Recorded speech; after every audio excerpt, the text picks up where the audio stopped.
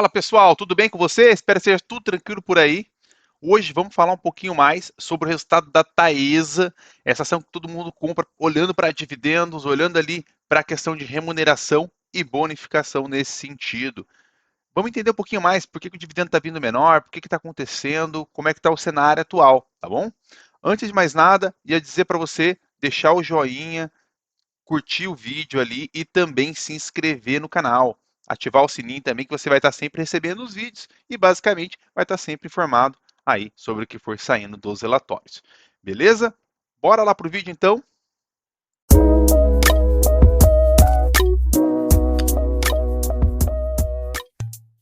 Pessoal, e uma coisa bem importante para trazer é o seguinte: você vai ver dentro do balanço das elétricas, principalmente, que vai ter aqui ó, lucro líquido IFRS e lucro líquido regulatório. Só a grande diferença é o seguinte: o lucro líquido regulatório ele vai desconsiderar inflação e os gastos com capex, né, investimento e inflação dentro desses gastos lá. Basicamente, no IFRS ele vai contabilizar esses gastos e também dentro das receitas. Como futuramente essas empresas vão ter menos investimento em capex e vai ficar basicamente tudo gerando com a inflação junto, então é mais interessante olhar para o IFRS, apesar de que é o regulatório que vai ter o pagamento de proventos, tá bom? Eu vou tratar basicamente do IFRS, a gente vai olhando junto ali, e é importante sempre olhar junto, ver se os dois estão indo na mesma direção, se não está descasando um com o outro, beleza? Bora lá então, pessoal, vamos lá, vamos trazer o resultado da Taesa. Pessoal, então como vocês podem ver aqui, né, receita líquida, a gente vai ver que a receita avançou nesse terceiro trimestre contra o terceiro trimestre do ano passado. Foi de 730 milhões contra o ano passado de 505 milhões, um aumento bem expressivo aqui na geração de receita. A gente está falando de 44% de aumento. A gente vai ver nas linhas o que, que aumentou, né, necessariamente, para a gente poder entender certinho. A gente vai ver que a operação e manutenção 0,4%, então aqui não teve modificação. Remuneração do ativo contratual de concessão, 7,2%, bem pequeno. A gente vai ver que a questão de correção monetária do ativo contratual, então, no terceiro trimestre do ano passado, ele teve um desconto, né? Abateu 81 milhões, a gente vê que está entre parênteses ali, né? Então foi um abatimento de 81 milhões contra esse ano que foi 56. Então, foi descontado menos, logo isso é positivo. Então, 30% aqui de melhoria. A gente vai ver também que a implementação de infraestrutura saiu ano passado de 51 milhões para 231 milhões, saltando aqui 348%. Basicamente é onde foi a maior expressividade que puxou a receita desse terceiro trimestre. Beleza? Então a gente vai olhar também ali para a parte de custos, a gente já vai ver que dentro do próprio relatório eles trazem ali, né, que o custo de despesa, depreciação e amortização nos primeiros 9 meses foram de 760 milhões, um aumento de 64% em relação ao terceiro trimestre do ano passado. Eu vou trazer um pouquinho mais à frente porque está aumentando bastante, tá bom, pessoal? A gente vai olhar aqui então para tipo, os custos diretos ali do negócio. A gente vai ver que o custo de pessoal aumentou 11,6%, então é aquele repasse inflacionário de salários e tal. Então está dentro ainda da linha. A gente vai ver que o custo de material foi 105%, então é um aumento muito expressivo, saiu aqui de 100 milhões e foi para 200 milhões, é um aumento muito expressivo, isso impacta muito ali na questão de despesas. A gente vai ver também aqui serviço terceiro aumentando 117%, apesar do número absoluto não ser tão grande, mas é um aumento muito expressivo que gera também ali um aumento dessa forma de 60% ano contra ano. A gente vai ver que no terceiro trimestre do ano passado, 180 milhões, nesse trimestre 280 milhões. Então, basicamente a gente tem um aumento de despesas também muito forte. Mas não foi necessariamente só isso que trouxe uma depreciação para o balanço, tá? Não foi somente isso que causou, não, que impactou diretamente ali no balanço. Vamos dar uma olhada então o que, que houve exatamente. A gente vai ver dessa forma que a receita foi 48% maior, né? 463 contra 686, a receita líquida já, né? Aquela parte que tinha passado era a receita bruta. E aí, basicamente, a gente vai ver o lucro de 300 milhões cair para 278 milhões, uma queda de 8%. Mas se a receita for maior e o custo não foi maior também, mas não é nesse ponto de gerar um impacto negativo, o que gerou esse impacto negativo dentro do lucro da Taesa? A gente vai enxergar aqui, pessoal, que é o seguinte: dá uma olhada aqui na dívida líquida. Né? No ano passado eram 7 bilhões. Nesse ano está em 8 bilhões e meio. Um aumento de 22% na dívida.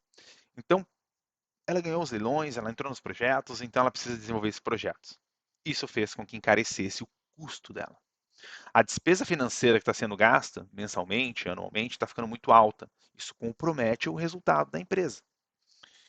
E quando a gente vai aqui para a linha do endividamento, a gente vai ver que no terceiro trimestre do ano passado, 8,9 bilhões, agora 10 bilhões e meio. Enquanto isso, também a dívida líquida, né, pela geração de caixa, a gente já vê que está acima ali dos índices que são saudáveis. Está em 3,7. É um índice muito alto. Se fosse uma empresa que fosse atrelada a um negócio mais volátil, um varejo, por exemplo, a gente veria que estaria preocupante. Como é uma receita recorrente, não é preocupante do ponto de vista de causar um dano para a empresa no longo prazo, mas é preocupante para quem está buscando dividendos. O lucro vai ser menor, então o dividendo também vai ser menor. Então esse é um impacto muito expressivo. E a gente vai ver também dessa amortização de dívida. A gente vê aqui que em 2024 a gente vai ter 1 bilhão e 100 de pagamento para fazer, 2025 2 bilhões e 100, 2026 2 bilhões. Pessoal, vamos voltar um pouquinho para a receita, só para a gente ter uma ideia. Dá uma olhada na receita líquida aqui. 686 milhões no trimestre. Vamos olhar anual? No ano de 2023, os 9 meses, você vai ver que a receita foi de 2 bilhões. Se a receita em 2023 inteira, tirando o quarto trimestre, foi 2 bilhões, então a gente vai ver o quê? 2025, por exemplo, a gente vai ter uma dívida de 2 bilhões. 2026 vai ter uma dívida de 2 bilhões. Ah, mas vai ter mais receita. Tá, mas entende que precisa ter muito mais receita para que o lucro seja suficiente? Porque eu estou falando só da dívida, fora a despesa operacional. Então, tudo isso impacta diretamente no caixa da empresa.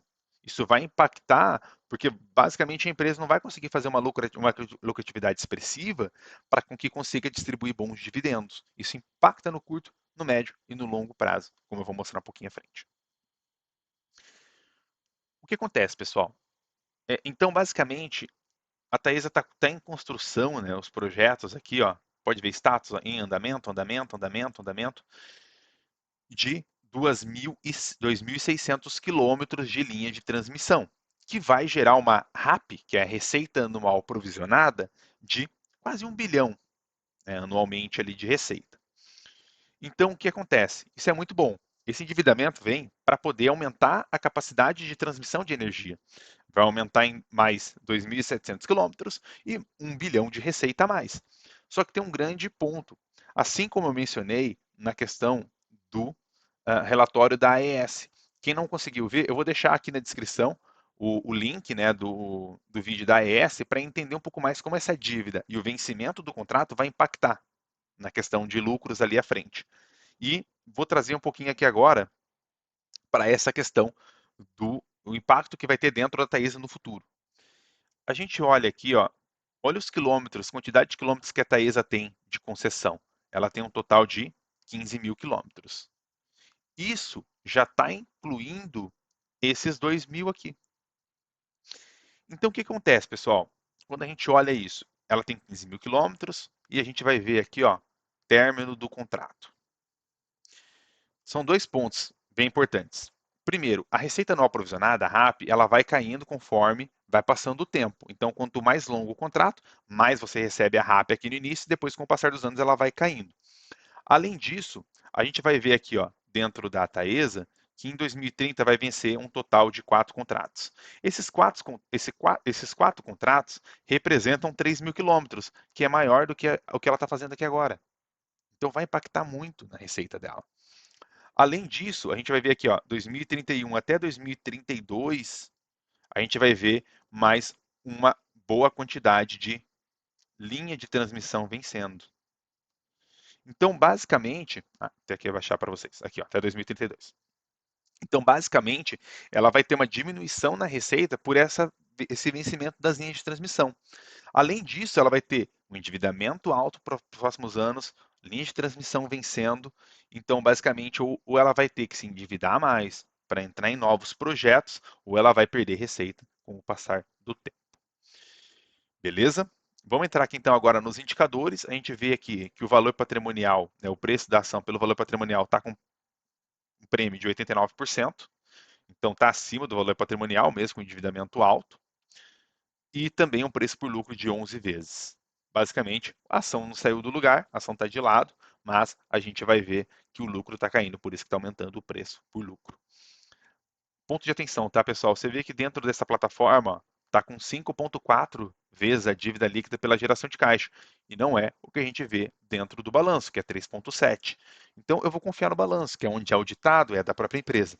Não vou confiar dentro da plataforma. Então, é bem importante a gente não confiar 100% dentro desses indicadores e tem que olhar o balanço, tem que ter mais profundidade. A gente vai olhar para outros indicadores ao longo do tempo, a gente vê que é uma margem absurdamente boa, 44%, então tudo que entra dentro de receita, 44% vira lucro. A gente vai ver que um ROIC, né, a cada 100 reais que é investido, volta a 110. Ao mesmo tempo, crescimento de receita, crescimento de lucro também muito expressivo.